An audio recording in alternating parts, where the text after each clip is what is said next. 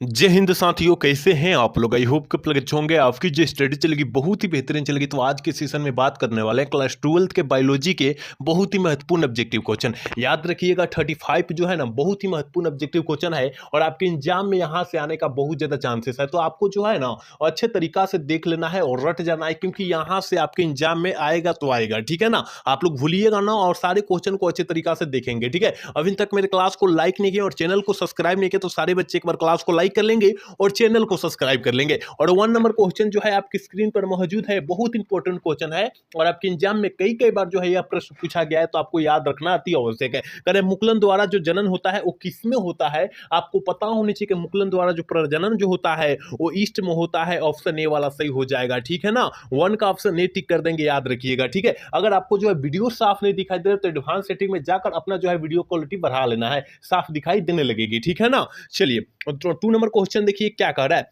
2 number question करें कि उच्च श्रेणी के पौधों में निषेचन जो होता है कहां पर होता है। ठीक है, आपको पता होने चाहिए कि जो आपके उच्च श्रेणी के जीव है उसमें जो होते हैं क्या होते हैं, उसमें निषेचन जो होता है ना, फर्टिलाइजेशन जो होता है कहां पर होता है। ठीक है, आपको पता होने चाहिए कि उच्च कहां आंतरिक में होता है। उच्च श्रेणी के पौधों में जो निषेचन जो होता है आंतरिक निषेचन होता है। ठीक है, याद रखिएगा ऑप्शन बी वाला सही हो जाएगा। लेकिन निम्न की बात करेगा मेरे भाई, निम्न की बात करेगा तब आप लोग बाहर निषेचन मारिएगा। ठीक है ना, निम्न मतलब कम। ठीक है ना, कम मारिएगा तब यहां पर जो है आप लोग अच्छे तरीका से दोनों क्वेश्चन को देख लेंगे। ठीक है, क्योंकि हम लोग कम कम ही क्वेश्चन देखेंगे और बहुत ज्यादा जो है देख लेंगे। कम कम अभी से ही क्वेश्चन देखेंगे तो बहुत ज्यादा क्वेश्चन देख लेंगे। तो याद रखिएगा कम कम ही क्वेश्चन हम लोग देख रहे हैं। ठीक है, चलिए अगला क्वेश्चन देखते हैं क्या कह रहा है। और अगला क्वेश्चन यानी 3 नंबर प्रश्न उठाकर देखिएगा, कोई भी सन का पेपर उठाकर देखिएगा ना तो ये बार बार आपके एग्जाम में आया हुआ प्रश्न है कि केचुआ जो होता है कौन से प्राणी का उदाहरण होता है। तो आपको पता होनी चाहिए जब केचुआ कह देगा तो उभयलिंगी प्राणी होगा या द्विलिंगी प्राणी होगा, क्योंकि द्विलिंगी प्राणी को हम लोग उभयलिंगी प्राणी कहते हैं,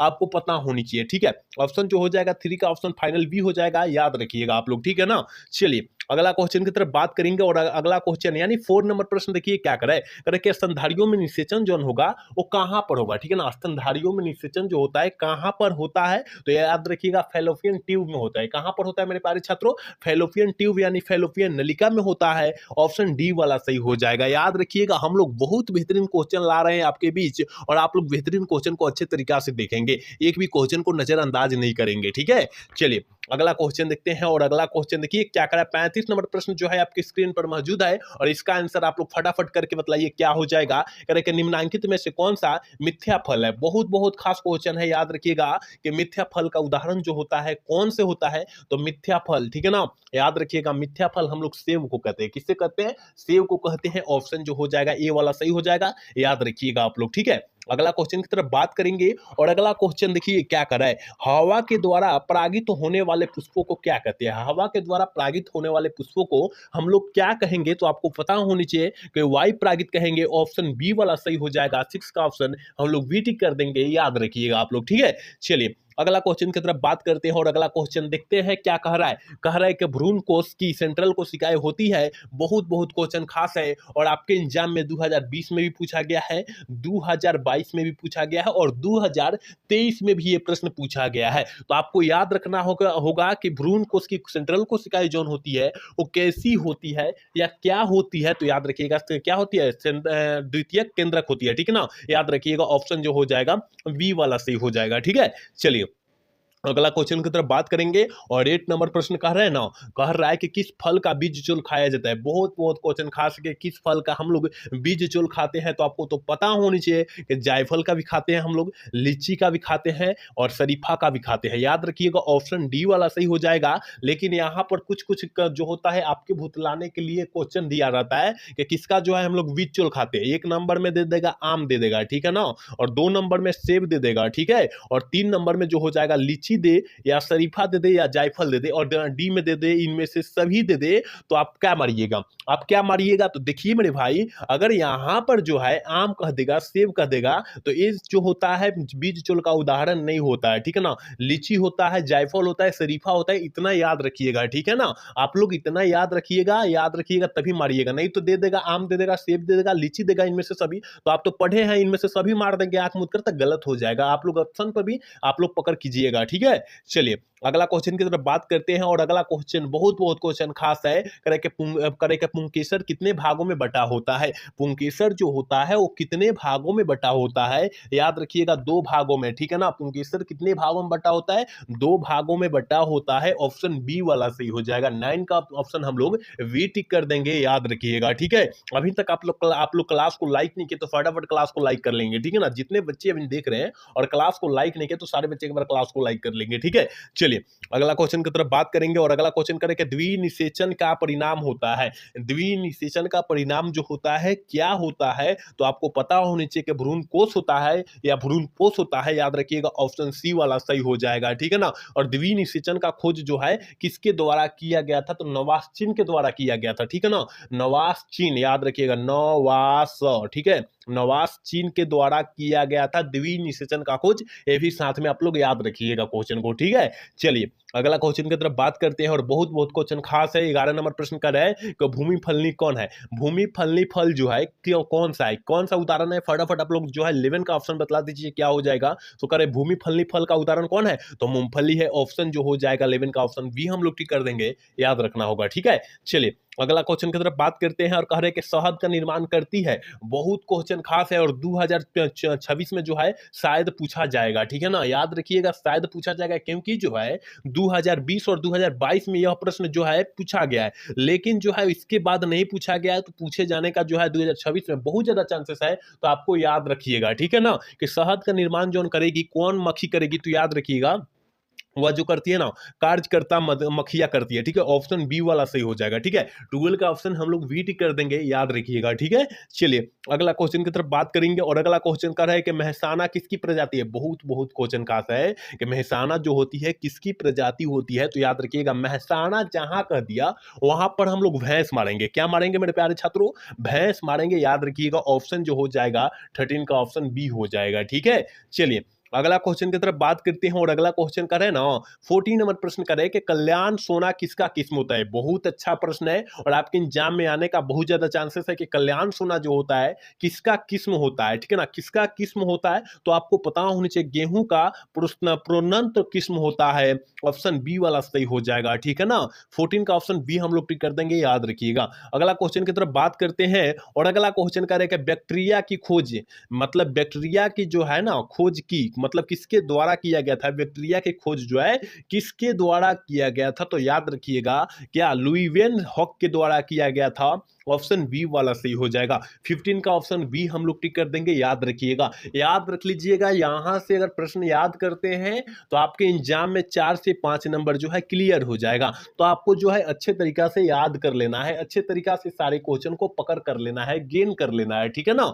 चलिए अगला क्वेश्चन की तरफ बात करते हैं और अगला क्वेश्चन कह रहा है ना कॉपर्टी क्या रोकता है। कॉपर्टी किसको रोकता है, आपको तो पता होनी चाहिए कि कॉपर्टी जो है फर्टिलाइजेशन को रोक देता है। और फर्टिलाइजेशन का मतलब क्या होता है, निषेचन को रोकेगा, ठीक है ना। सबसे पहले वो निषेचन को रोक देता है, इसलिए ऑप्शन जो हो जाएगा 15 का ऑप्शन जो हो जाएगा ये हो जाएगा, ठीक है ना। कॉपर्टी किससे रोकता है, देखिएगा इंग्लिश में भी दे सकता है, ठीक है ना मेरे प्यारे छात्रों, इंग्लिश में भी दे सकता है इस तरह के कॉपर्टी किसको रोकता है, तो याद रखिएगा निषेचन को यानी फर्टिलाइजेशन को रोक देता है, ठीक है। चलिए अगला क्वेश्चन की तरफ बात करते हैं और अगला क्वेश्चन करें मेंडल ने प्रतिपादित किया था। मेंडल ने जो है कौन सा नियम को प्रतिपादित किया था, याद रखिएगा संलग्नता का नियम जो है मेंडल का नियम अपवाद निकल गया था, ठीक है ना। संलग्नता का नियम जो है मेंडल ने अपवाद निकाला था इससे, और आनुवंशिकता का नियम निकाले थे, ठीक है ना। यह जो है मेंडल ने आनुवंशिकता का नियम लागू किया था। ऑप्शन बी वाला सही हो जाएगा, 17 का ऑप्शन बी हो जाएगा। और पूछा जाएगा कि मेंडल का नियम का एक अपवाद है, तो याद रखिएगा संलग्नता का नियम। दोनों आप लोग अच्छे तरीका से याद रखिएगा, ठीक है। चलिए अगला क्वेश्चन की तरफ बात करेंगे, कह रहे कि डाउन सिंड्रोम एक है। देखिए डाउन सिंड्रोम पूछा जा रहा है, ठीक है। आप लोग पढ़े होंगे, एक पढ़े होंगे टर्नल, ठीक है ना, टर्नल सिंड्रोम पढ़े होंगे, और एक पढ़े होंगे डाउन सिंड्रोम। तो यहाँ पर जो है डाउन सिंड्रोम की बात किया जा रहा है कि डाउन सिंड्रोम में क्या होता है, गुणसूत्रीय विवर्धी होता है, याद रखिएगा ऑप्शन बी वाला सही हो जाएगा। लेकिन यहाँ टर्नल की बात करें तब क्या मारेंगे, तो याद रखिएगा मेंडेलियन विवर्धी होती है। दोनों आप लोग अच्छे तरीके से याद रखिएगा, डाउन कहेगा तो गुणसूत्रीय विवर्धी, और क्या टर्नल कहेगा तो ऑप्शन ए वाला टिक कर लीजिएगा, ठीक है। चलिए अगला क्वेश्चन की तरफ बात करते हैं और अगला क्वेश्चन करें कि इनमें से कौन रक्त समूह सार्वभौमिक रक्तदाता है। कहने का मतलब है इसमें से कौन सा रक्त है जिसे हम लोग खून कहते हैं, जिसे इंग्लिश में ब्लड कहते हैं, वो कौन सा ब्लड है जो हम हर एक व्यक्ति को चढ़ा सकते हैं, दे सकते हैं, ठीक है ना। तो ग्रुप ओ है, क्या है, GR UP ग्रुप जो है ग्रुप ओ है, ठीक है ना। ग्रुप जो है ओ है